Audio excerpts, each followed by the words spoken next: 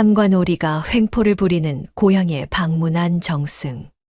사또가 상다리 부러지게 차려준 잔치상했어. 한 소년이 사또 어깨에 귀신이 있다고 소리칩니다. 안녕하세요. 주막의 아담을 찾아주셔서 감사합니다. 구독과 좋아요는 큰 힘이 됩니다.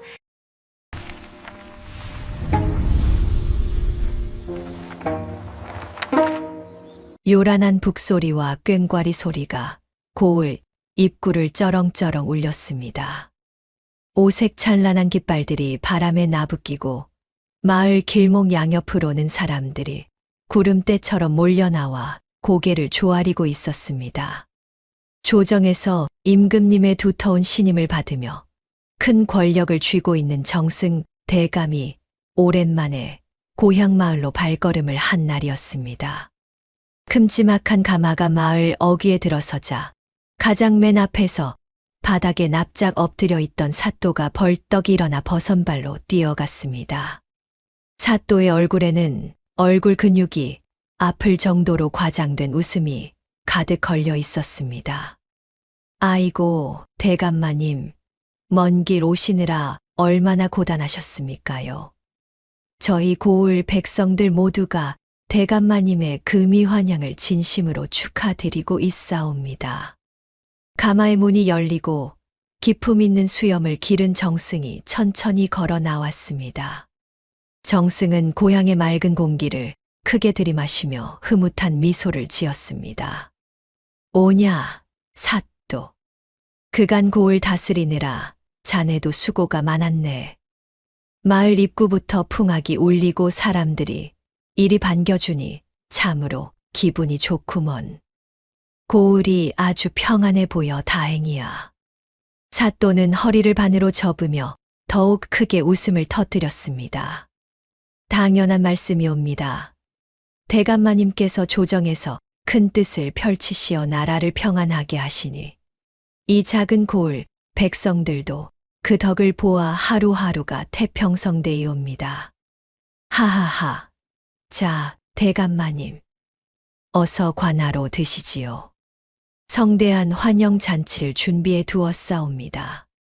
정승은 사또의 안내를 받으며 천천히 발걸음을 옮겼습니다. 사또는 정승의 옆에 바짝 붙어 연신 손을 비비며 아부하기 바빴습니다. 하지만 정승의 날카로운 눈매는 굽신거리는 사또의 정수리 넘어 길가에 엎드린 백성들을 향하고 있었습니다. 사또, 고을 농사도 제법 잘 된 것 같고 다들 평온해 보이기는 하네만. 예, 대감마님, 올여름 가뭄이 조금 있었사오나 제가 밤낮으로 기우제를 지내고 백성들을 독려하여 풍년이 들게 하였사옵니다. 모두가 배불리 먹고 등 따시게 지내고 있지요. 그런데 사또, 내 한 가지 이상한 것이 있네. 예, 무슨 말씀이신지. 정승은 걸음을 멈추고 엎드려 있는 촐로들을 가만히 내려다보았습니다. 풍악을 울리며 나를 반기고는 있으나 마을 사람들의 옷차림이 하나같이 낡고 해졌으며 안색들이 너무도 어둡지 않은가. 진정 배불리 먹고 사는 자들의 얼굴이라고 하기엔 수심이 깊고 나를 보는 눈빛 속에 알 수 없는 두려움이 서려 있는 것 같네만. 사또의 이마의 순간 차가운 땀방울이 맺혔습니다. 하지만 이내 간악한 미소를 지으며 능구렁이처럼 말을 돌렸습니다. 아하하, 그것이 대감마님과 같은 높으신 분을 뵙고 질의 겁을 먹어 그런 것이옵니다. 촌 것들이 본디 숙기가 없고 예법을 몰라 표정이 굳어 있을 뿐이지 속으로는 아주 기뻐서 춤을 추고 있을 것이옵니다요. 어서 가시지요, 대감마님. 정승은 사또의 변명에 고개를 끄덕이면서도 마음 한구석에 찜찜함을 지우지 못한 채 관하로 향했습니다. 그들이 지나간 자리 뒤편 엎드려 있던 백성들이 조심스럽게 고개를 들며 수군거리기 시작했습니다. 저 간악한 사또놈. 대감마님 앞에서는 아주 성인군자가 따로 없구먼. 쉿! 입 조심하게. 들키면 당장 관아로 끌려가서 주리를 틀릴 텐가. 아니, 내 말이 틀린가. 지난달에도 앞집 박서방네 멀쩡한 소를 세금 대신이라며 강제로 끌고 가지 않았나. 박서방네 아이들은 지금 풀뿌리로 연명하고 있네. 그뿐인가. 윗마을 김노인은 억울하다고 관아에 찾아갔다가 흠씬 두들겨 맞고 반죽음이 되어 나오지 않았는가 말일세. 구환이 두려운 돈 많은 양반들 집은 쳐다보지도 않으면서 우리 같은 힘없는 평민들 피만 쪽쪽 빨아먹는 흡혈귀 같은 놈이네. 아휴, 하늘도 무심하시지. 저런 썩어 빠진 탐관오리한테 벼락도 안 내리시고. 대감마님이 오셨으니 제발 저놈의 만행이 낱낱이 밝혀져야 할 텐데. 백성들의 원망 섞인 한숨 소리가 길거리를 가득 채웠습니다. 그리고 그 무리의 맨 끝, 주막 처마 밑에서 이 모든 상황을 얼음장처럼 차가운 눈빛으로 지켜보는 한 소년이 있었습니다. 나이는 고작 10살 남짓 되어 보였고, 때에 저러 누렇게 변한 무명옷을 입은 깡마른 소년이었습니다. 고을 사람들은 그를 동이라고 불렀습니다. 몇 년 전 어디선가 호련히 나타나 주막이나 관아에서 잔심부름을 하며 밥을 얻어먹고 사는 부모 없는 고아로 알려져 있었습니다. 야, 이 녀석 동이야. 멍하니 서서 뭐 하는 게냐. 관아에서 오늘 잔치에 쓸 그릇을 더 가져오라 난리인데 얼른 움직이지 않고. 주모가 등짝을 후려치자 동이는 움찔하며 고개를 숙였습니다. 예, 주모. 지금 바로 다녀오겠습니다요. 아휴, 쯧쯧. 어린 것이 불쌍하여 거두어 주었더니 가끔 저렇게 속을 알 수 없는 매서운 눈을 한단 말이지. 얼른 뛰어가거라. 사또 나리 심기 거스르지 않게 조심하고. 동이는 빈 그릇이 가득 담긴 지게를 짊어지고 관아를 향해 걸음을 옮겼습니다. 작은 몸집에 어울리지 않게 무거운 짐이었지만 동이의 발걸음은 흔들림이 없었습니다. 같은 시각 관아 안쪽의 은밀한 방에서는 사또가 이방을 불러놓고 매서운 호통을 치고 있었습니다. 이방, 똑바로 듣거라. 예, 사또 나리. 분부만 내리시옵소서. 대감마님께서 고을에 머무시는 동안 쥐새끼 한 마리도 허튼 소리를 내서는 안 될 것이다. 만약 억울한에 모내하며 대감마님 앞을 얼쩡거리는 놈이 있다면 그 자리에서 당장 입을 틀어막고 산속 깊은 옥에 쳐넣어라. 알겠느냐? 명심하겠사옵니다. 이미 포졸들을 쫙 깔아서 백성들의 입단속을 철저히 시켜두었사옵니다. 혹여라도 입을 뻥긋하는 자는 멸문지화를 당할 것이라 엄포를 놓았지요. 또한 양반댁 어르신들에게도 어젯밤 질 좋은 고기와 비단을 넉넉히 보내어 대감마님 앞에서 사또 나리의 칭찬을 아끼지 않도록 단단히 손을 써두었습지요. 사또는 그제야 만족스러운 듯 누런 이를 드러내며 비열하게 웃었습니다. 크하하, 역시 이 방은 내 마음을 잘 안다니까. 그래, 백성놈들은 그저 짓밟고 쥐어짜면 알아서 기는 짐승들일 뿐이다. 이번에 정승대감마님만 잘 구워 삶아 내 뒤를 봐주시게 만든다면 내 한양으로 올라가 큰 벼슬자리를 꿰차는 것도 시간 문제일 것이다. 오늘 밤 잔치 준비는 차질 없이 되어가고 있겠지. 물론이옵니다. 인근 고을에서 가장 이름난 기생들을 불렀고 백성들에게서 거둬들인 진귀한 산의 진미가 상다리가 부러지도록 올라갈 것입니다요. 좋다. 아주 좋아.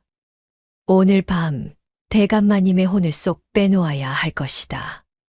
해가 지고 어둠이 깔리자 관아 마당에는 수십 개의 큰 횃불이 타오르며 대낮처럼 밝아졌습니다.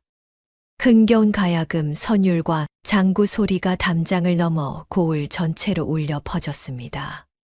마당 한가운데 마련된 널찍한 평상 위에는 으리으리한 잔치상이 차려졌고 정승과 사또 그리고 고을의 양반들이 빙 둘러앉아 술잔을 기울이기 시작했습니다. 동이는 부엌 한 구석에 쪼그려 앉아 끊임없이 밀려들어 오는 기름진 빈 접시들을 닦고 있었습니다. 고기 굽는 냄새와 달콤한 술 냄새가 진동했지만 동이의 시선은 오직 시끌벅적한 잔치판 한가운데 앉아있는 사또를 향해 고정되어 있었습니다. 시간을 거슬러 사또가 이 고을에 부임한 지 얼마 되지 않았을 때의 일입니다. 사또는 아주 교묘하고 뱀 같은 자였습니다. 고을에 뼈대 있는 양반들이나 권세가들에게는 간과 쓸개라도 다 빼줄 것처럼 굽신거리며 온갖 아양을 떨었지요. 아이고 최대감 어르신, 올해는 가뭄이 심하여 대개 농사도 여의치 않으실 터인데 관아에 바칠 세금은 절반으로 줄여드리겠습니다요. 그리고 이 귀한 인삼은 제 작은 성이이니 부디 거두어 주시옵소서. 사또는 혹여라도 한양에 줄이 닿아 있는 양반들에게 흠 잡힐까 두려워 그들에게는 세금도 깎아주고 명절마다 진귀한 선물을 갖다 바치며 형 동생 하듯 가깝게 지냈습니다. 양반들은 고을 백성들이 어찌 사는지 굳이 알아보려 하지 않았고 그저 자기들 배를 불려주는 사또가 제법 일처리를 잘한다며 칭찬을 아끼지 않았지요. 하지만 뒤탈이 전혀 없는 가난하고 힘없는 평민들에게 사또는 피도 눈물도 없는 야차나 다름없었습니다. 아이고 사또 나리, 제발 이 소만은 안 됩니다요. 이 소가 없으면 우리 7 식구는 당장 굶어 죽습니다요. 시끄럽다. 내 놈이 나라에 바쳐야 할 세금을 3달이나 밀리지 않았느냐. 이 소를 관아로 끌고 가 팔아서라도 그 빚을 메워야 할 것이야. 가뭄에 농사를 망쳐 거둘 곡식이 없었던 것뿐이옵니다. 윗마을 최 대감댁은 세금도 안 냈지 않습니까요? 제발 한 번만 기한을 늘려주십시오. 이놈이 감히 어디서 양반 어르신들을 들먹거리며 관아의 법도를 우습게 아는구나. 여봐라, 당장 저놈을 매우 쳐서 내쫓고 소를 끌고 가거라. 사또는 눈물로 매달리는 늙은 농부를 포졸들에게 짓밟게 하고는 가차 없이 하나 남은 전 재산인 소를 빼앗았습니다. 고을 곳곳에서 억울한 백성들의 통곡 소리가 끊이지 않았지만 사또는 콧노래를 부르며 뺏은 재물을 자기 곳간에 차곡차곡 쌓아두기 바빴습니다. 그러던 어느 날이었습니다. 고을 외곽을 거드름을 피우며 지나던 사또의 눈에 낡은 우물가에서 물을 깃던 한 젊은 여인이 들어왔습니다. 남편을 일찍 여의고 핏덩이 같은 어린 아들을 홀로 키우며 삭바느질로 겨우 입에 풀칠을 하는 과부였습니다. 해진 옷차림과 고된 형편 속에서도 단아하고 아름다운 자태를 간직한 여인의 모습을 본 순간 사또는 단박에 시커먼 흑심을 품고 말았습니다. 며칠 뒤 하늘에 구멍이라도 난 듯 장대비가 억수같이 쏟아지던 캄캄한 밤이었습니다. 술에 잔뜩 취한 사또는 음흉한 속내를 감추지 않고 흉악한 하인 둘을 대동하여 과부의 허름한 초가집으로 들이닥쳤습니다. 쾅 하고 거칠게 살인문이 열리는 소리에 방 안에서 바느질을 하던 여인이 화들짝 놀라 뛰어나왔습니다. 사또 나리, 이 비바람 치는 야심한 밤에 어인 일로 누추한 곳까지 오셨습니까요? 허허, 홀로 어린 핏덩이를 키우느라 고생이 많다 들었다. 내 널찍한 관아에서 지내다 보니 이 좁은 방구석에서 덜덜 떠는 내가 참으로 안쓰러워 친히 보살펴 주러 온 것이 아니냐. 자, 내 첩실로 들어오면 매일 고깃국에 비단 옷을 입게 해 줄 터이니 잔말 말고 따라오너라. 사또가 은큼한 웃음을 흘리며 여인의 손목을 억지로 낚아챘습니다. 여인은 기겁하며 빗속에서 사또의 손을 거칠게 뿌리쳤습니다. 이러지 마시옵소서. 저는 비록 천한 몸이나 지아비를 잃고 홀로 아이를 키우는 미망인이옵니다. 어찌 고을을 다스리시는 원님께서 이리 무도한 짓을 하십니까? 뭐라, 무도한 짓. 고을의 사또가 너를 거두어 주겠다는데 감히 앙탈을 부려.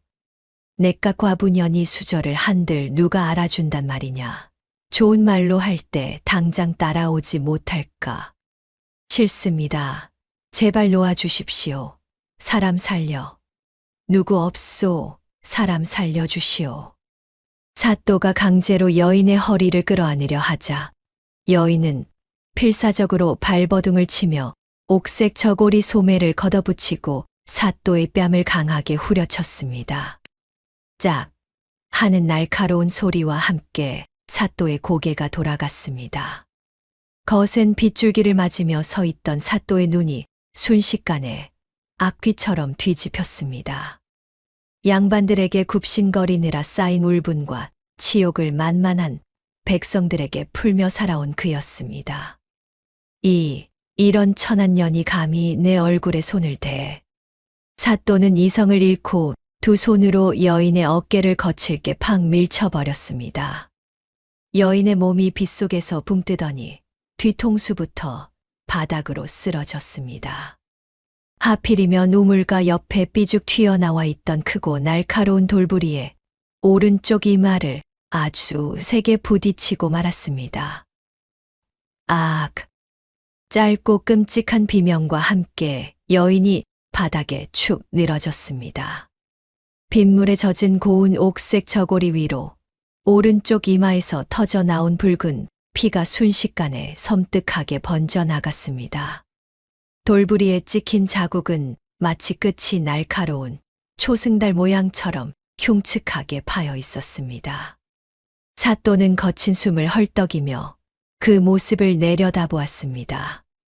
여인은 손가락 하나 까딱하지 못하고 서서히 숨을 거두고 있었습니다. 뒤에 서 있던 하인이 벌벌 떨며 다가가 코 밑에 손을 대보았습니다. 사또 나리. 숨이 끊어졌사옵니다. 죽었습니다요. 그제야 사또의 얼굴에서 술기운이 확 깨며 핏기가 싹 가셨습니다. 입술을 파르르 떨던 사또는 이내 뒷걸음질을 치며 소리쳤습니다. 내가 죽인 것이 아니다. 전현이 혼자 발을 헛디뎌 넘어진 것이야. 당장 저 시신을 멍석에 둘돌 말아라.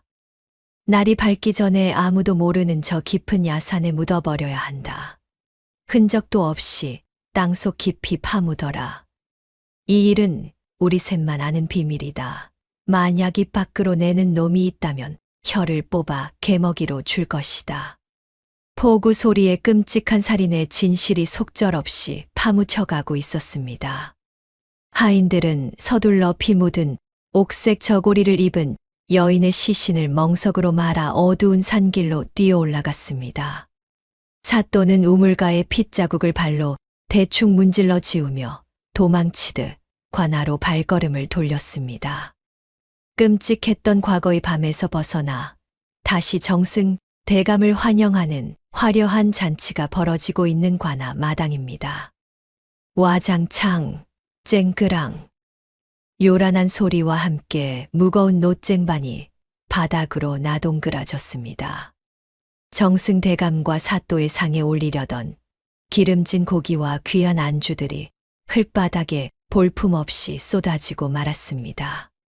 흥겹게 울려 퍼지던 가야금 소리와 기생들의 웃음소리가 일순간에 뚝 끊겼습니다. 잔치판에 있던 모든 사람의 시선이 바닥에 엎드린 작은 소년, 동희에게 쏠렸습니다. 기분 좋게 술을 들이켜던 사또의 얼굴이 단숨에 시뻘겋게 달아올랐습니다. 이런 발칙한 놈, 감히 대감마님께서 앉아 계신 자리에서 무슨 짓이냐. 여봐라. 당장 저놈을 끌어내어 곤장을 매우 쳐라.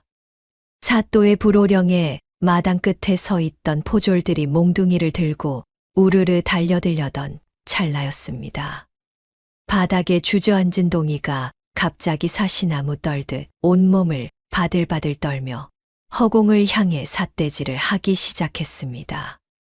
동이의 손끝이 덜덜 떨리며 향한 곳은 바로 사또의 어깨 너머 텅 빈 허공이었습니다. 히익, 사또 어르신. 어깨에 귀신이 매달려 있습니다. 정적이 흐르던 마당의 동이의 날카로운 비명소리가 쩌렁쩌렁 울려 퍼졌습니다. 사또는 흠칫 놀라 자신의 어깨를 쳐다보았지만 당연히 아무것도 보이지 않았습니다. 사또는 헛기침을 하며 더욱 핏대를 세웠습니다. 무슨 미친 헛소리를 짓거리는 것이냐. 고기를 훔쳐먹다 체하여 헛것이 보이는 개로구나. 당장 저놈의 주둥이를 틀어막고 끌어내라. 아닙니다. 제 눈에 똑똑히 보입니다요.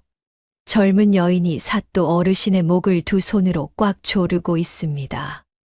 사또가 화를 이기지 못하고 자리에서 박차고 일어나 동이의 멱살을 잡으려 손을 뻗었습니다. 그때 가만히 지켜보던 정승대감이 묵직한 목소리로 사또를 멈춰 세웠습니다. 가만두어라. 사또 짐승도 아니고 어린아이를 그리 함부로 치는 것이 아니네. 저 아이의 눈에만 보이는 무언가가 있는 모양이니 일단 내버려 두시게. 정승의 단호한 명령에 사또는 주먹을 부르르 떨며 억지로 뒤로 물러설 수밖에 없었습니다. 정승은 흥미롭다는 듯 그러나 아주 날카로운 눈빛으로 동이를 내려다보며 물었습니다. 얘야, 무서워할 것 없다. 내 눈에 보인다는 그 귀신이 어찌 생겼는지 내 앞에서 한치의 거짓도 없이 자세히 말해보거라. 동이는 숨을 헐떡이며 큰 눈을 이리저리 굴렸습니다. 그러고는 사또의 어깨 위를 뚫어지게 응시하며 또박또박 아주 생생하게 말하기 시작했습니다.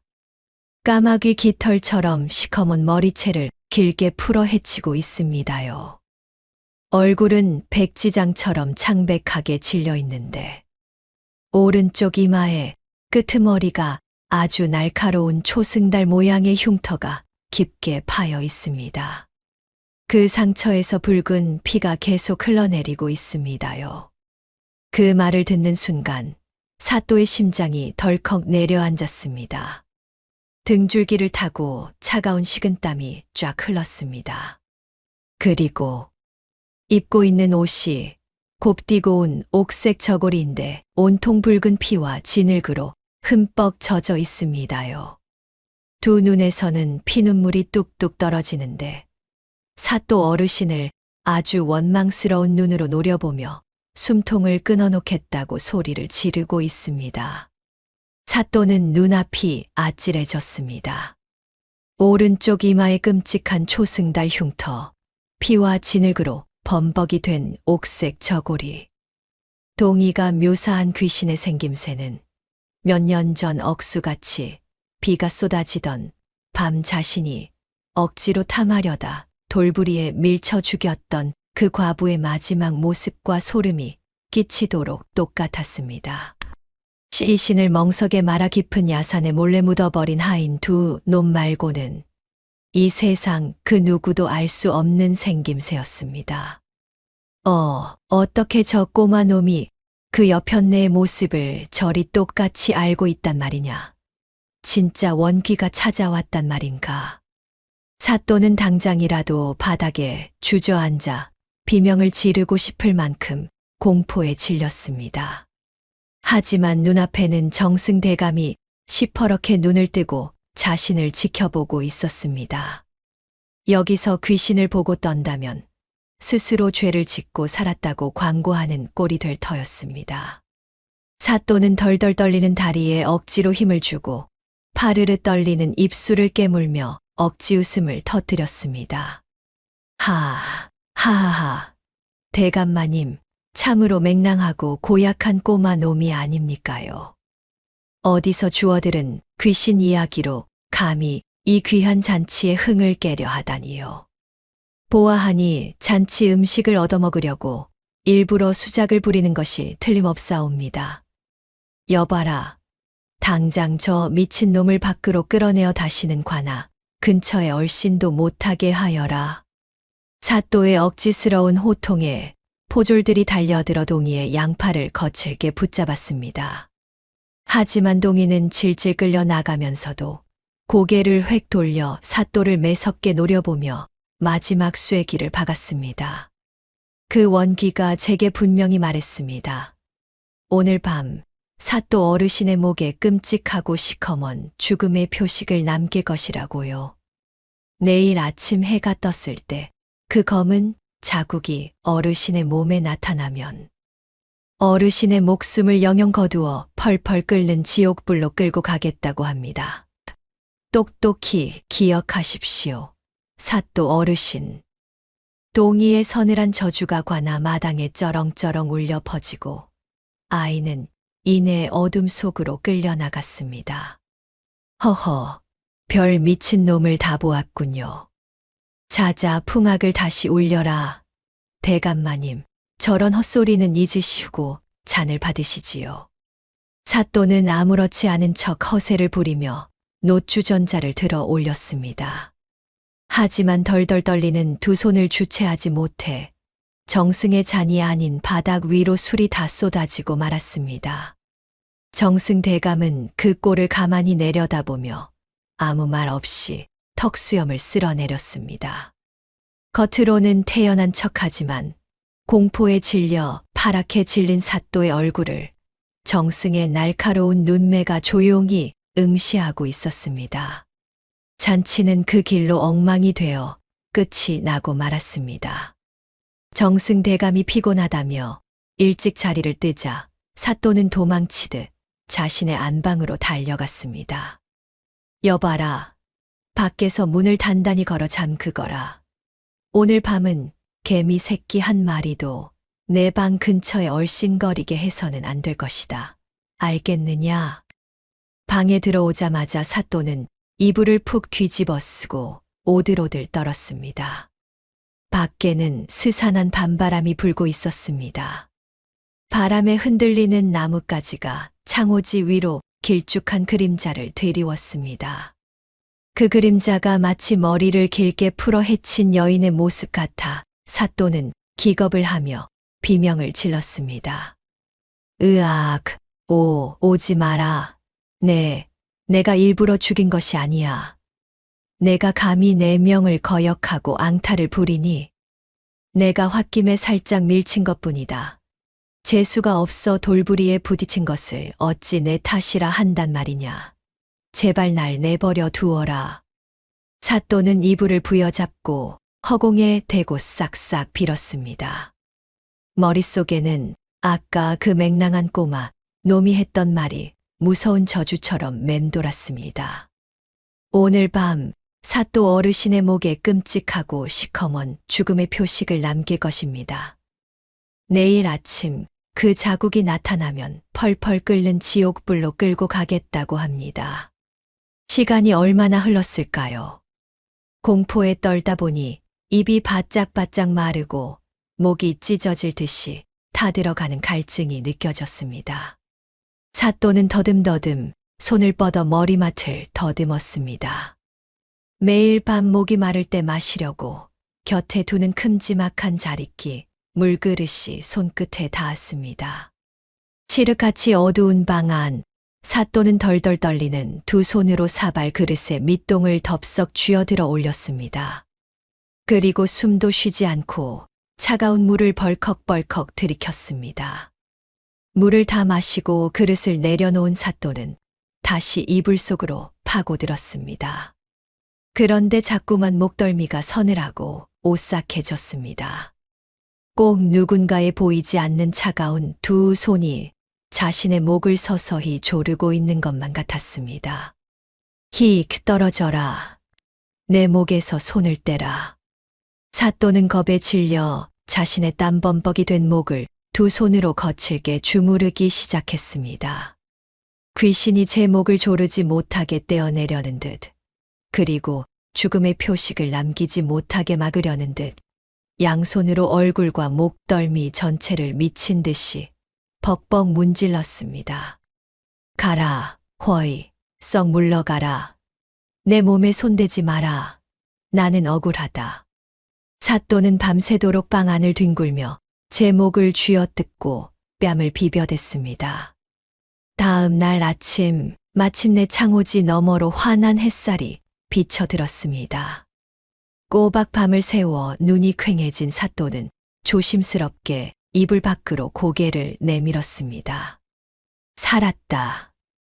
해가 떴으니 이제 원귀도 물러갔을 것이다.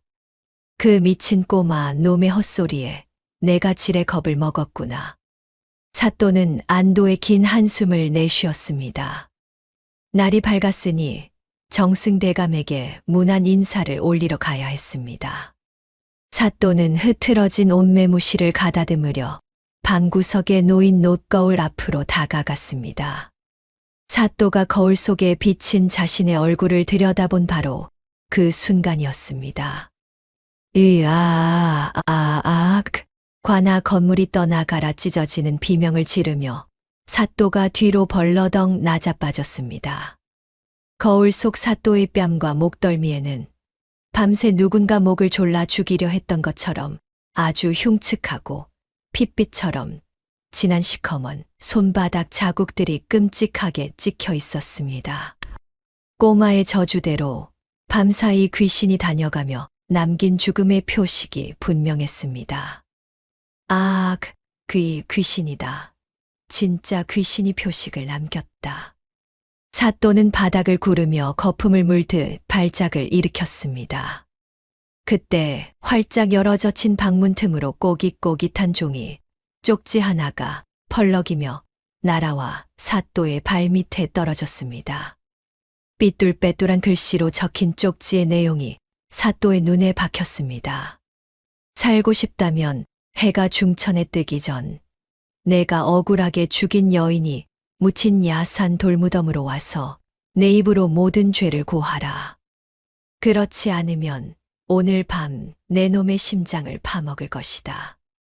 쪽지를 쥔 사또의 손이 사시나무처럼 덜덜 떨렸습니다. 거울 속에 비친 자신의 시커먼 목덜미를 다시 한번 확인한 사또는 비명을 지르며 방을 뛰쳐나갔습니다. 살아야 해. 해가 중천에 뜨기 전에 가야 한다. 갓도 쓰지 않고 맨발로 뛰어나가는 사또를 향해 포졸들이 다가왔습니다. 사또 날이 어찌 그리 황망한 차림으로. 다들 비켜라. 내 뒤를 밟는 놈은 당장 목을 칠 것이다. 사또는 거칠게 포졸들을 밀치고 관아 문을 나섰습니다. 지나가던 백성들이 흉측한 몰골을 보고 수군거렸지만 아무것도 들리지 않았습니다. 오직 빨리 돌무덤으로 달려가 죄를 빌어야 한다는 공포뿐이었습니다. 가시덤불에 발이 찢기며 산비탈을 기어오르길 한참. 마침내 늙은 소나무 아래 초라하게 돌이 쌓여있는 둥근 무덤이 나타났습니다. 억수같이 비가 쏟아지던 밤, 억울하게 죽은 과부의 시신을 멍석에 말아 아무렇게나 파묻었던 바로 그 돌무덤이었습니다. 사또는 무덤을 보자마자 바닥에 털썩 무릎을 꿇고 흙바닥에 머리를 쾅쾅 찧었습니다. 아이고, 내가 다 잘못했소. 내가 죽을 죄를 지었소. 사또는 피투성이가 된 맨손으로 흙을 긁어모으며 처절하게 울부짖었습니다. 내가 짐승만도 못한 놈이오. 과부인 당신을 억지로 품으려다 반항하는 당신을 밀쳐 돌부리에 부딪혀 죽게 만든 건 다 나요. 그날 밤 우물가에서 당신을 죽인 건 바로 나란 말이오. 사또의 끔찍한 자백이 산속에 쩌렁쩌렁 울려 퍼졌습니다. 내 죄가 밝혀질까 두려워 하인들을 시켜 이 깊은 산속에 당신을 몰래 파묻으라 지시했소. 살인을 영원히 덮어버리려 했소. 제발 용서해 주시오. 사또는 체면도 잊은 채 침과 콧물을 범벅으로 흘리며 싹싹 빌었습니다. 당장 관직도 내려놓고 내 전 재산도 다 내어놓겠소. 그러니 제발 내 목에 남긴 이 저주의 표식을 거두어 주시오. 제발 목숨만은 살려주시오. 사또는 바닥에 납작 엎드린 채 벌레처럼 벌벌 떨며 오열했습니다. 자신이 끔찍하게 죽인 여인의 무덤 앞에서 모든 살인 행각과 죄악의 핵심을 제 입으로 단숨에 똑똑히 실토하고 말았습니다. 고요한 숲 속에는 공포에 질려 숨을 헐떡이는 사또의 비참한 곡소리만이 처량하게 메아리 쳤습니다. 흙을 파고들듯 오열하던 사또의 귓가에 스산한 산바람 대신 아주 차갑고 무거운 목소리가 떨어졌습니다. 내 놈의 그 추악한 입으로 뱉은 말들, 단 한 글자도 거짓이 없겠지. 사또는 화들짝 놀라 고개를 번쩍 들었습니다. 무덤 뒤편 짙게 깔린 아침 안개가 서서히 걷히며 여러 사람의 윤곽이 드러났습니다. 뒷짐을 지고 선 채 무서운 눈빛으로 사또를 내려다보는 사람은 다름 아닌 정승대감이었습니다. 그리고 정승대감의 바로 옆에는 어젯밤 귀신을 보았다며 소리치던 작은 소년 동이가 주먹을 꽉 쥔 채 서 있었습니다. 그 뒤로는 시퍼런 칼과 창을 든 포졸들이 무덤 주변을 빈틈없이 에워싸고 있었지요. 사또는 너무 놀라 입을 떡 벌린 채 엉금엉금 뒤로 기어갔습니다. 대감마님, 어찌 이곳에 계시옵니까요? 정승대감이 벼락같이 호통을 쳤습니다. 내 이놈, 짐승만도 못한 악귀 같은 놈, 고을 백성의 어버이가 되어야 할 원님이 권력을 쥐고 백성을 수탈하는 것도 모자라 무고한 아녀자를 억지로 탐하려다 목숨까지 빼앗았더냐. 그러고도 하늘이 무섭지 않았단 말이냐. 아닙니다. 대감마님, 오해이옵니다. 제가 미쳐서 헛소리를 짓거린 것입니다요. 제 목에 있는 이 시커먼 표식을 보시옵소서. 원귀가, 그 과부년의 원귀가 제 목을 졸라 저주를 내렸사옵니다. 살고 싶으면 거짓으로라도 죄를 고하라 하여 어쩔 수 없이 내뱉은 말이옵니다. 사또가 목을 길게 빼며 비굴하게 변명하자 가만히 서 있던 동이가 앞으로 한 걸음 걸어 나왔습니다.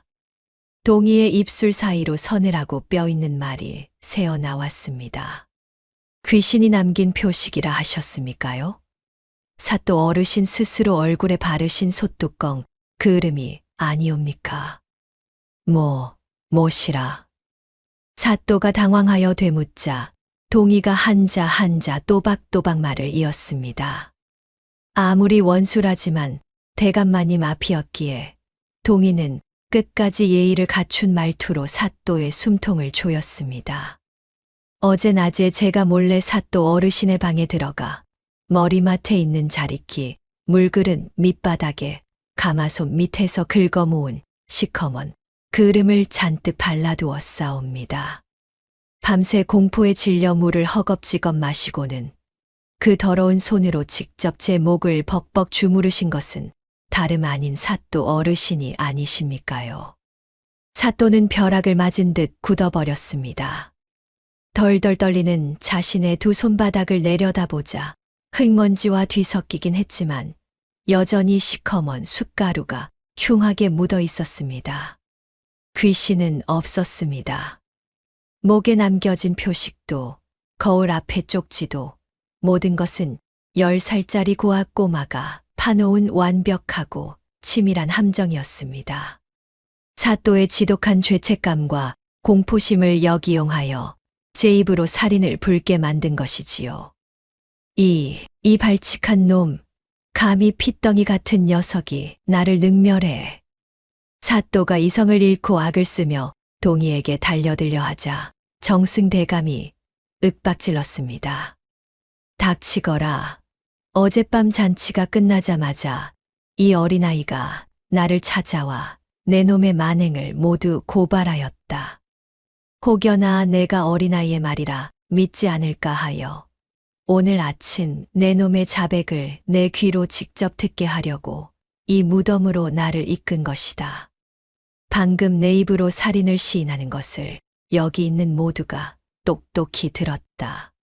정승대감이 매섭게 손짓하자 곁에 있던 포졸들이 우르르 달려들었습니다. 당장 저 살인귀를 포박하여 감옥 가장 깊은 곳에 가두어라. 내 한양으로 올라가는 즉시 임금께 고하여 저놈의 목을 베어 저작거리에 내걸 것이다. 대감마님 살려주십시오. 제가 잘못했습니다요. 한 번만, 딱 한 번만 용서해 주십시오. 대감마님. 포승줄에 꽁꽁 묶인 사또는 흙바닥에 얼굴이 긁히며 짐승처럼 울부짖었습니다. 하지만 포졸들은 아랑곳하지 않고 사또를 거칠게 끌고 산 아래로 내려갔습니다. 양반들에게 아부하며 힘없는 백성들만 쥐어짜던 간악한 탐관오리의 최후는 너무도 비참하고 초라했습니다.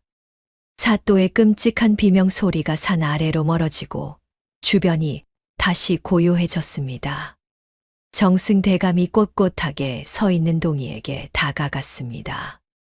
동희야, 내 지혜가 아니었다면 나 역시 저 간악한 놈의 거짓 웃음에 속아 넘어갈 뻔하였구나. 참으로 영특하고 대단한 아이로다. 그런데 내 눈에 진짜로 귀신이 보였던 것이냐? 어찌 그 죽은 여인의 생김새를 흉터와 옷차림까지 그리도 똑똑히 묘사할 수 있었던 게야. 그 순간이었습니다. 사또를 노려보던 얼음장처럼 차갑던 동희의 눈동자가 파르르 떨리더니 꾹꾹 눌러 참았던 굵은 눈물방울이 툭 떨어졌습니다. 꼿꼿하던 작은 다리의 힘이 탁 풀리며 동희는 돌무덤 앞에 털썩 주저앉았습니다. 동희는 작고 거친 두 손으로 돌무덤에 자라난 이름 모를 들꽃과 잡초들을 조심스럽게 쓰다듬으며 오열하기 시작했습니다. 어머니. 흑흑. 어머니. 정승대감은 그 자리에 우뚝 멈춰 섰습니다. 놀라움에 두 눈이 커졌습니다. 어머니라니. 내가 바로 이 억울하게 죽은 과부의 핏줄이었단 말이냐. 동희는 무덤의 작은 얼굴을 묻고 목 놓아 울었습니다. 어머니, 이 불효자 동희가 참으로 오래 걸렸습니다. 힘없는 핏덩인지라 저 악귀 같은 사또 놈을 당장 어찌할 방도가 없어 주막과 관할을 돌며 숨죽여 기다리고 또 기다렸습니다요. 드디어 오늘 어머니의 억울한 원수를 갚았습니다. 이제 그만 춥고 어두운 곳에서 나와 따뜻하게 편히 쉬시옵소서. 어머니. 동희가 귀신의 생김새를 그토록 생생하게 묘사할 수 있었던 이유. 그것은 지어낸 이야기가 아니라 비가 쏟아지던 그 끔찍한 밤 부엌 문틈으로 숨죽여 지켜보아야만 했던 어머니의 마지막 모습이었기 때문입니다. 피투성이가 된 어머니의 옥색 저고리와 이마에 난 초승달 모양의 흉터는 동희의 가슴 속에 평생 지울 수 없는 불도장처럼 찍혀 있었던 것이지요. 동희의 구슬픈 곡소리의 숲속의 산새들도 지저김을 멈춘 듯 했습니다. 아무도 모르게 숨죽여 살아야 했던 10살 소년의 피 맺힌 서름이 굽은 소나무 아래를 맴돌았습니다. 모든 진실을 깨달은 정승대감의 눈시울도 뜨겁게 붉어졌습니다. 정승대감은 천천히 다가가 10년 묵은 체증을 다 토해내듯 엉엉 우는 작은 소년의 좁은 등을 묵묵히 쓸어내려 주었습니다. 크고 따뜻한 손길이 오랫동안 찢겨 있던 소년의 마음을 가만히 보듬어 안고 있었습니다. 모든 사건이 정리되고 사또는 무거운 죗값을 치르기 위해 포승줄에 묶인 채 한양으로 압송되었습니다. 고을 백성들은 10년 묵은 체증이 내려가는 듯 기뻐하며 눈물을 흘리고 정승대감에게 엎드려 절을 올렸지요. 며칠 뒤 정승대감이 고향에서의 일정을 마치고 다시 한양으로 돌아가는 날이 되었습니다. 으리으리한 가마 옆에는 때에 전 무명옷 대신 정승대감이 내어준 깨끗한 비단옷을 입고 말끔하게 세수한 동이가 서 있었습니다. 동이야, 내 그 뛰어난 지혜와 깊은 효심을 이 작은 산골 고을에만 묻어두기에는 참으로 아깝고 원통한 일이다. 어떠냐, 이 외로운 곳에 홀로 남지 말고 나와 함께 넓은 한양으로 가자꾸나. 내가 너를 친자식처럼 거두어 그를 가르치고 나라에 큰 쓰임이 되는 인재로 키워주마. 동이는 참았던 눈물을 훔치며 정승 대감을 향해 넙죽 큰 절을 올렸습니다. 대감마님의 그 크신 은혜에 죽어 백골이 되어서도 잊지 않겠습니다요. 보잘것없는 핏덩이를 거두어만 주신다면 목숨을 바쳐 대감마님의 은혜에 보답하겠사옵니다. 한양에 있는 정승대감의 댁으로 들어간 동이는 밤낮을 가리지 않고 글 공부에 매진했습니다. 정승대감은 동이를 끔찍이 아끼며 당대 최고의 스승들을 불러 학문을 가르쳤습니다.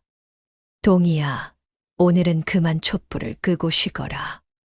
며칠 밤낮을 잠도 자지 않고 책만 들여다보더니 몸을 상할까 걱정이구나. 아닙니다요, 대감마님.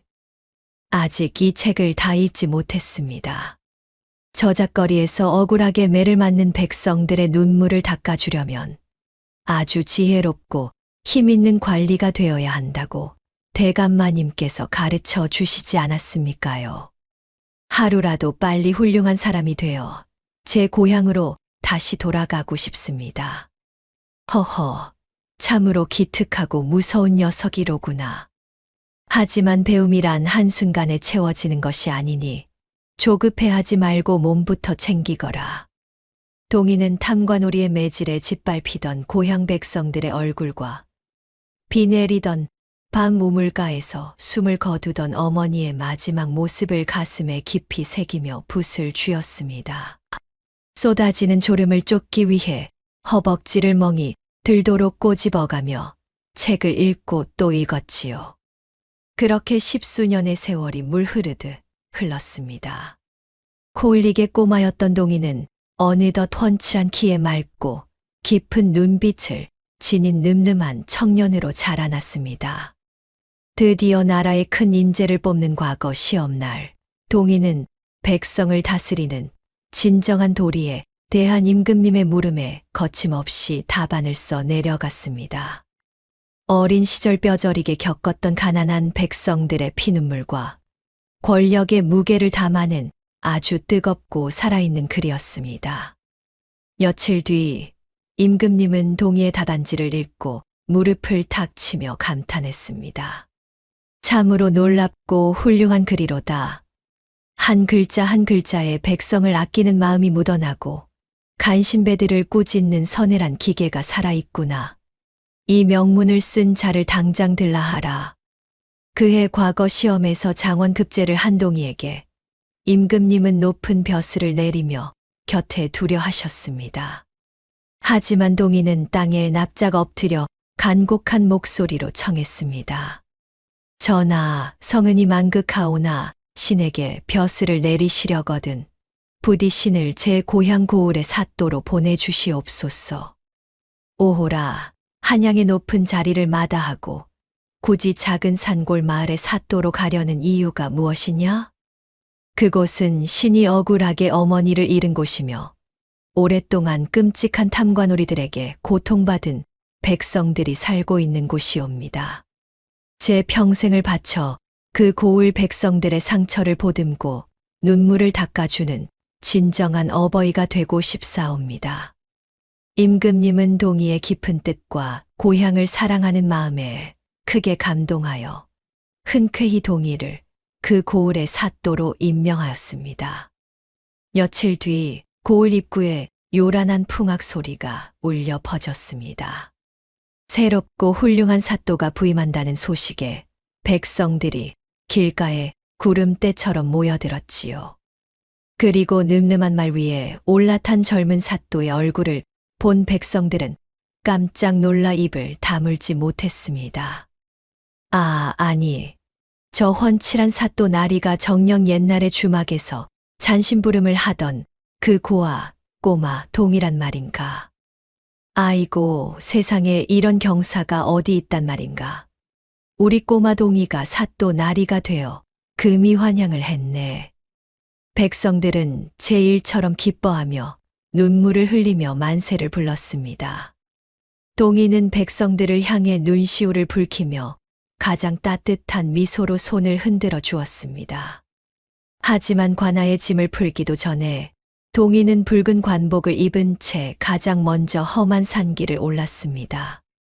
이제는 예쁜 잔디가 덮이고 반듯한 비석이 세워진 어머니의 무덤 앞에 선 동이는 조심스럽게 무릎을 꿇고 맑은 술을 가득 부어 한 잔 올렸습니다. 어머니, 저 동이입니다. 어머니의 아들 동이가 돌아왔습니다. 청년이 된 동이의 든든한 목소리가 산속에 울려 퍼졌습니다. 어머니를 잃고 매일 밤 숨죽여 울었던 그 아팠던 고향에 이제 제가 백성들을 지키는 사또가 되어 돌아왔습니다. 다 어머니께서 하늘에서 저를 지켜주신 덕분입니다. 동이는 굳은 살이 박인 커다란 손으로 무덤가의 흙을 어루만지며 환하게 미소를 지었습니다. 이제 이 고을에는 2번 다시 어머니처럼 억울하게 피눈물 흘리는 백성은 없을 것입니다. 제가 어머니를 대신하여 가난하고 힘없는 자들을 품어주는 가장 따뜻하고 공정한 사또가 되겠습니다. 그러니 어머니, 이제 모든 걱정은 다 내려놓으시고 편안한 세상에서 푹 쉬십시오. 제가 이 고을을 전부 지켜내겠습니다. 따뜻한 봄바람이 숲 사이로 불어와 동이의 붉은 옷자락을 부드럽게 흔들었습니다.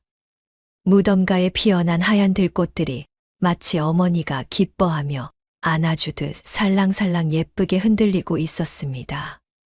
어머니의 억울한 죽음 앞에서 피눈물을 삼키던 고아 소년. 번뜩이는 지혜로 탐과 놀이를 벌였던 그 꼬마 동이는 훗날 굶주린 자들을 먹이고 억울한 자들의 목소리에 귀 기울이는 조선 최고의 명사또가 되어 평생 백성들의 존경과 사랑을 한 몸에 받았답니다.